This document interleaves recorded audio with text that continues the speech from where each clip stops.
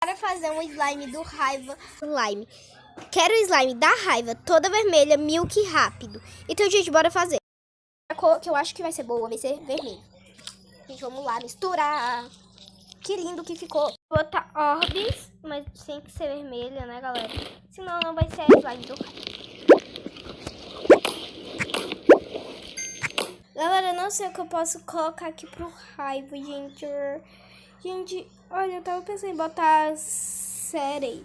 E botar esse daqui, ele tá bem espinhoso, bem raivoso. Então bora botar, porque combina muito com ele. Galera, esse é tipo espinhos.